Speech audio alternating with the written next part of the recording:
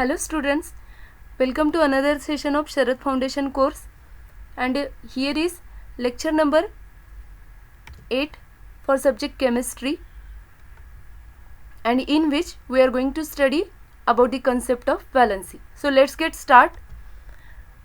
First of all, we are going to revise some concept which we have learned in the previous lecture. थोडंसं आपण आधी शिकलेलं होतं ते थोडंसं रिवाइज करूया. बघा, स्टेबल इनर्ट एलिमेंट्स म्हणजे helium, neon, argon, krypton, xenon. Got it. त्यांचं इलेक्ट्रॉनिक कॉन्फिगरेशन तुम्हाला स्क्रीनवर दिसत आहे. Okay. Except helium, all the inert elements having 8 electrons in their last shell. Okay. They are stable elements.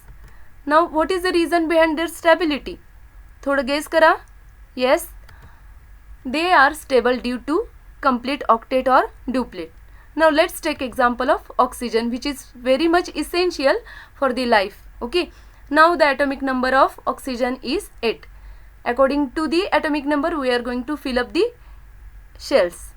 आपण atomic number नुसार electronic configuration बनवत असतो.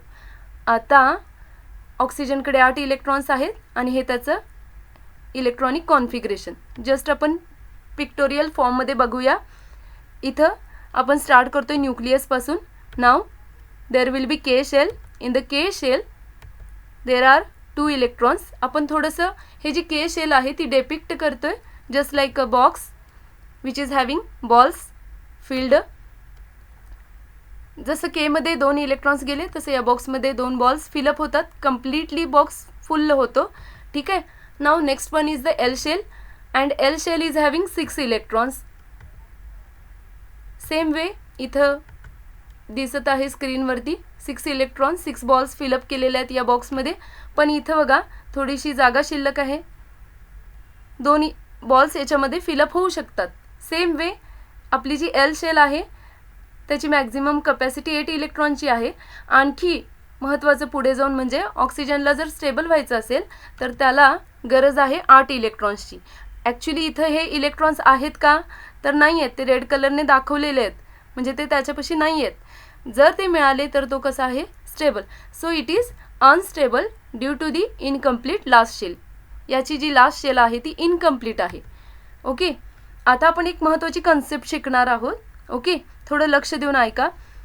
ही जी last shell आहे ती फार महत्त्वाची असते, कारण ही जी लास्ट शेल आहे तीच ठरवत असते की पुढं स्टेबल होण्यासाठी तो पर्टिक्युलर ॲटम काय करणार आहे. ठीक आहे. म्हणून ही जी लास्ट शेल आहे याला एक वेगळं नाव दिलेलं आहे. त्याला म्हणलेलं आहे valence shell. Okay. So there will be definition of valence shell. Outer most shell of the atom known as valence shell. Got it. Now the electrons which are present in the last shell and which participate in the chemical reactions are known as valence electron. Okay. तर हे पक्क लक्षात ठेवायचं आपल्याला की valence shell कशाला म्हणायचं आणि व्हॅलन्स इलेक्ट्रॉन. इथं के शेलचा रोल निग्लिजिबल आहे. Okay. It is not going to take part in chemical reaction. Okay. The last shell is going to take part in the chemical reaction आणि last शेलमधले जे electrons असतात ते participate करतात म्हणजे सहभागी होतात रिॲक्शनमध्ये. ओके. म्हणूनच ही जी शेल आहे तिला म्हटलं जातं व्हॅलन्स शेल आणि जे इलेक्ट्रॉन्स आहेत ते पार्टिसिपेट होतात त्यांना काय म्हटलं जातं? Valence electron. Now how to complete octet? There are 2 ways for the oxygen atom. Either it can gain 2 electrons. Okay. Or it is going to share 2 electrons with any other atom. Okay. या 2 वेजनी oxygen त्याचं octet जे आहे ते complete करू शकतो आणि मग तो स्टेबल होऊ शकतो. ठीक आहे. आता हे जे स्टेबल होणं आहे ते स्टेबल होण्यासाठी हे जे एलिमेंट्स आहेत ते नंबर ऑफ वेज वापरतात. ठीक आहे. एकतर ते ॲटम इथं ऑक्सिजनसारखं ऑक्सिजन काय करू शकतो तर गेन करू शकतो इलेक्ट्रॉन्सना किंवा शेअर करू शकतो. ठीक आहे. मग त्याचा ऑक्टेट कंप्लीट होईल. पण हे करत असताना कुणीतरी जो इलेक्ट्रॉन देणार आहे तो त्याच्याबरोबर बांधला गेला जातो आणि यालाच आपण काय म्हणतो तर केमिकल रिॲक्शन्स झाल्या. फार गरजेचं आहे बघा अनस्टेबल असणं. अनस्टेबिलिटीमुळेच काय होतं आहे तर नंबर ऑफ रिॲक्शन्स होतात. ठीक आहे. मग आता आपण बघणार आहोत डेफिनेशन व्हॅलन्सीची.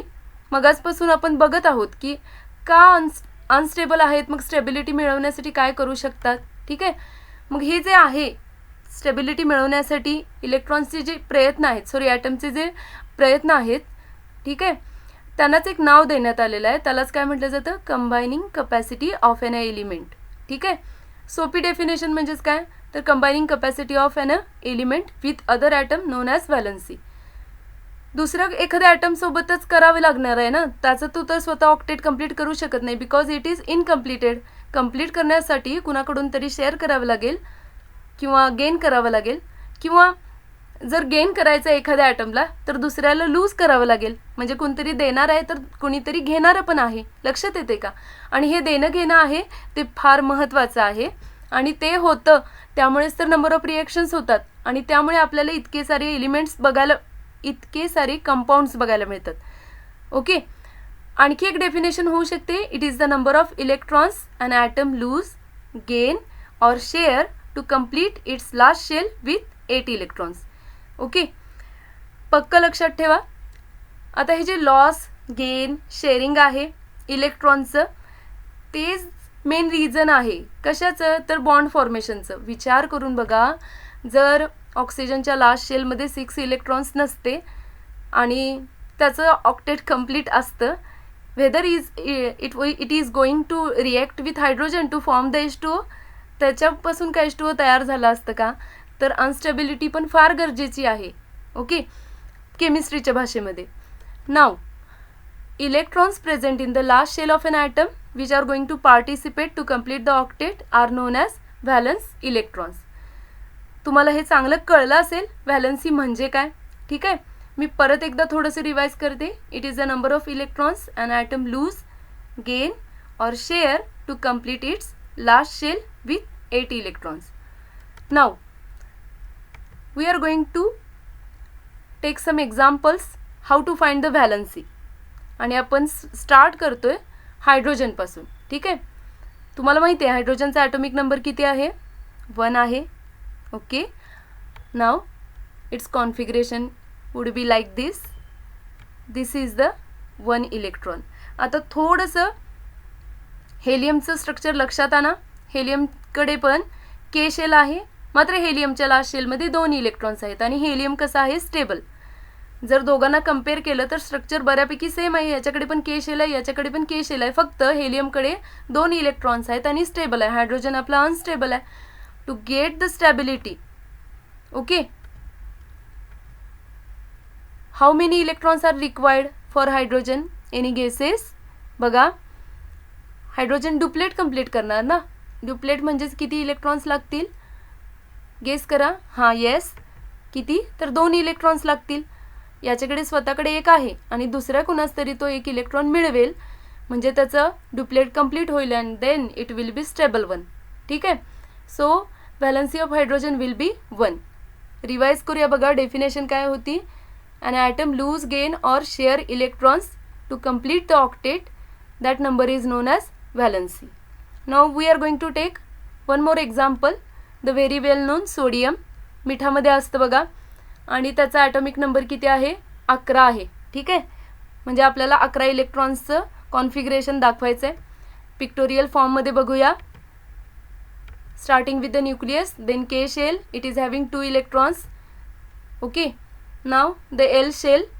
मी मुद्दामच स्टार्टिंगलाच इलेक्ट्रॉनिक कॉन्फिगरेशन लिहिलेलं नाही आहे, तुम्ही थोडंसं जनरलाइज करावं यासाठी.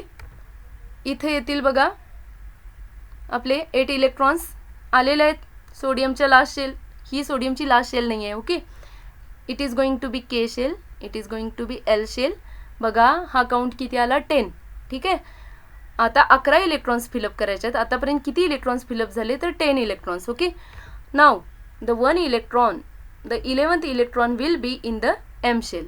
बघा, सोडियमची लास्ट शेल जी आहे त्याच्यामध्ये किती इलेक्ट्रॉन्स आहेत, ओनली 1 इलेक्ट्रॉन इज प्रेझेंट. ठीक आहे, तर मला सांगा, हे आलं त्याचं कॉन्फिगरेशन. तर आपल्या सोडियमला त्याचं ऑक्टेट कंप्लीट करायचं आहे. काय गेस करता तुम्ही. बघा, ही जी आहे ती आपली एल शेल आहे आणि ही एम शेल आहे. Weather it is feasible to get 7 electrons? Is there anybody which is going to give 7 electrons for sodium? It's not really easy. लक्षात घ्या, 7 इलेक्ट्रॉन्स गेन करणं अजिबात सोपं नाही आहे. त्यापेक्षा दुसरा एक मार्ग आहे सोडियमसाठी की हा जो एक इलेक्ट्रॉन आहे बघा, हां, तोच काय करायला पाहिजे, त्यानं लूज करायला पाहिजे. ठीक आहे, इथं मी जरा फास्ट गेले. 2 वेज आहेत त्याच्याकडे, एकतर लूज करणे किंवा गेन करणे. तर सगळ्यात सोपं काय असेल सोडियमसाठी? It will be losing that one electron which will be more easy for sodium. Got it. यासाठी त्याला फार ऊर्जा खर्च करावी लागणार नाही. आणि असं झाल्यामुळे काय होईल बघा, हां, असं केल्यामुळे ही जी आहे एम शेल ती निघूनच जाणार ना. इथला इलेक्ट्रॉन गेला म्हणजे ही एम शेल अस्तित्वातच राहणार नाही. राहिलं कोण? तर एल शेल. ठीक आहे, आता एल शेलकडे पाहिलं तर एल शेलमध्ये इलेक्ट्रॉन्स किती आहेत? 8. झालं का सोडियम स्टेबल? म्हणजे ऑक्टेट कंप्लीट करण्यासाठी सोडियमने किती इलेक्ट्रॉन लूज केले? तर 1. ठीक आहे, म्हणजे त्याची व्हॅलन्सी किती झाली? 1. लक्षात आलं असेल तुम्हाला आता. Now moving to another examples. So here is example of magnesium. आता बघा, ही झाली के शेल, ही झाली एल शेल, ही झाली एम शेल. सेम वे जसं सोडियमसाठी होतं, 6 इलेक्ट्रॉनची गरज आहे मॅग्नेशियमला ऑक्टेट कंप्लीट करण्यासाठी. Whether it is easy? No, it is not really. Okay, so it will lose that 2 electrons. सोपं काय आहे मॅग्नेशियमसाठी? हे 2 इलेक्ट्रॉन लूज करणे. ठीक आहे, तो लूज करेल and the valency will be 2. Now let's take example of aluminium. ॲल्युमिनियमसाठी सुद्धा बघा, लास्ट शेलमध्ये किती इलेक्ट्रॉन्स आहेत? 3. It requires 5 electrons. ठीक आहे, so it will be easy for aluminium to lose that 3 electrons. And so after losing this 3 electrons L will be the last shell. मी मुद्दामच या दोघांचं सिमिलर कलर केलेला आहे, तुम्हाला कन्सेप्ट पक्की कळावी म्हणून. मग व्हॅलन्सी किती झाली बघा? 3. Okay, now about calcium. Calcium is also having 2 electrons in the last shell of it. बघा, ही झाली के शेल, ही एल शेल, ही एम शेल आणि ही झाली N shell.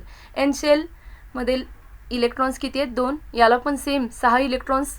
Nobody is going to give him, so it will lose 2 electrons. easiest way.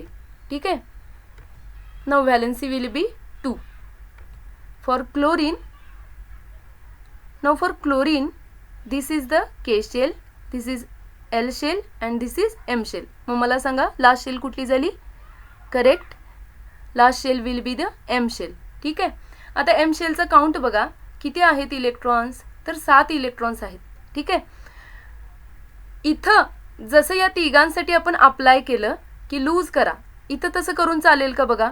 7च्या 7 electron lose करणं जास्त सोपं आहे की कुठला तरी एक इलेक्ट्रॉन गेन करणं सोपं आहे?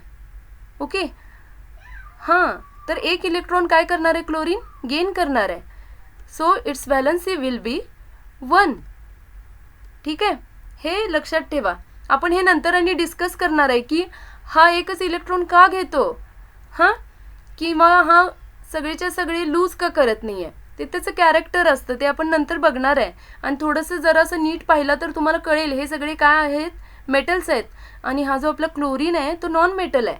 ठीक आहे, हे त्याचं कॅरेक्टरच आहे. नाव एक्झाम्पल ऑफ ऑक्सिजन मगाशी पाहिलेलंच होतं बघा, इथं 6 इलेक्ट्रॉन्स आहेत त्याच्या लास्ट शेलमध्ये. मग ऑक्टेट कंप्लीट करण्यासाठी तो 2 इलेक्ट्रॉन एकतर गेन करेल किंवा शेअर करेल. म्हणजे व्हॅलन्सी किती झाली त्याची? Valency will be 2. I hope तुम्हाला हे व्यवस्थित कळलं असेल व्हॅलन्सीची कन्सेप्ट. जर काही क्युरीज असतील, शंका असतील, तुम्ही व्हॉट्सॲप ग्रुपला मेसेज करू शकता. Okay, thank you once again.